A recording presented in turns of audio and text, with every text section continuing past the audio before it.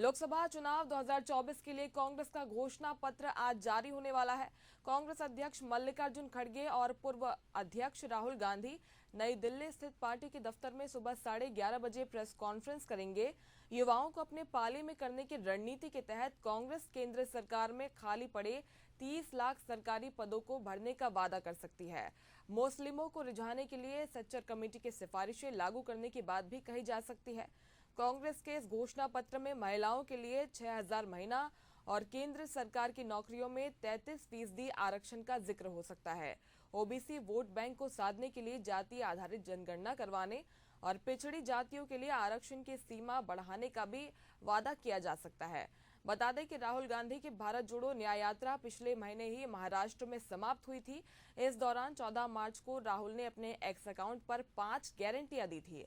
राहुल ने कहा था कि स्वामीनाथन आयोग के तहत किसानों को न्यूनतम समर्थन मूल्य यानी कि एमएसपी दिया जाएगा। इसके साथ ही स्थायी कृषि ऋण माफी आयोग भी बनाने की बात राहुल ने कही थी।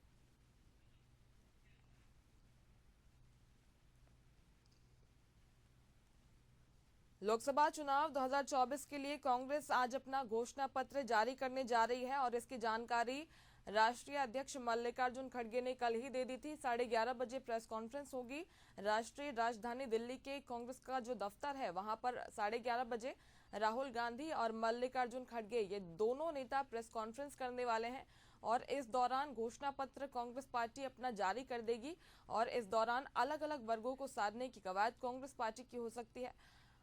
आज 11:30 बजे इस प्रेस कॉन्फ्रेंस पर सबकी नजर होगी क्योंकि कांग्रेस के पिटारे में जनता के लिए क्या कुछ है आज देखने को मिलेगा।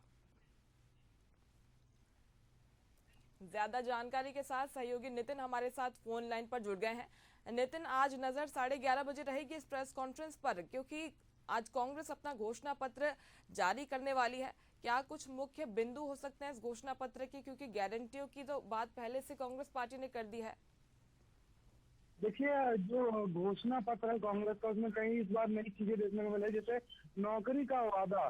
जो युवाओं को नौकरी का वादा राहुल गांधी जिस मंच में जा रहे हैं उस मंच से घोषणा करना है कि वो युवाओं को नौकरी देंगे और महंगाई की जो दरें है वो कम होंगी।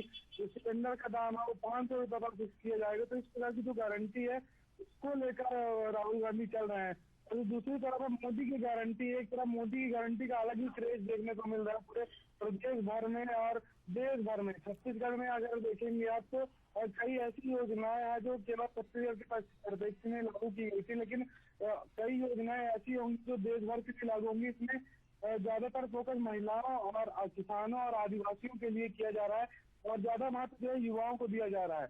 जो युवा है उनको युवाओं के लिए नौकरी का और जो स्वावलंबन एक योजना है कि खुद के लिए जो युवा है अपना काम कर सके, उसको उसके लिए जोर दिया जा रहा है।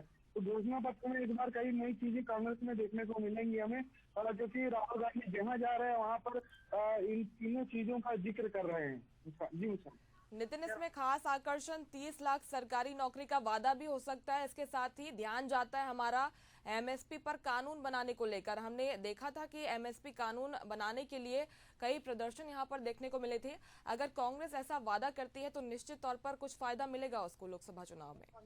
देखिए, एमएसपी देश भर में एक बड़ा मुद्दा था। किसानों ने दिल्ली में खूब आंदोलन किया इसके लिए, लेकिन इसके पीछे एक राजनीतिक षड्यंत्र भी कहा जाता था कि एमएसपी के पीछे एक राजनीतिक षड्यंत्र है।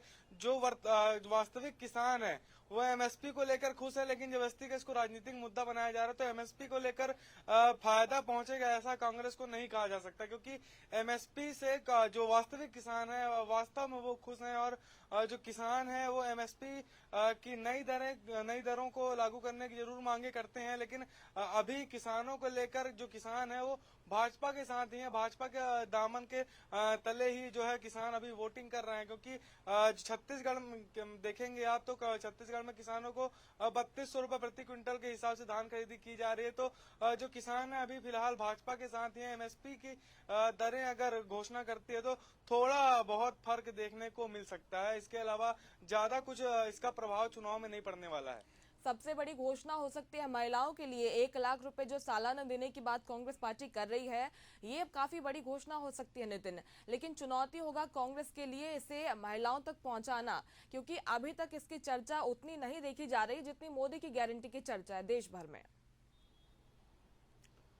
जी देखिए, आपने विधानसभा चुनाव के दौरान देखा होगा कि बीजेपी ने महतारी वंदन योजना के लिए फॉर्म भरवाए थे।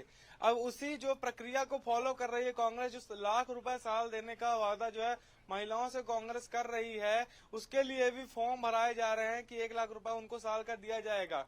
जो कार्यकर्ता है कांग्रेस के, जो प्रत्याशी हैं, वो खुद घर घर जाकर महिलाओं से मिलकर उनसे फॉर्म भरवा रहे हैं कि वो 1 लाख रुपए वाला फॉर्म भरें, उनको साल में 1 लाख रुपए अगर कांग्रेस की सरकार बनती है तो दिया जाएगा। दूसरी बड़ी घोषणा थी इसमें कि जो 500 रुपए गैस सिलेंडर का फिक्स कर दिया जाएगा।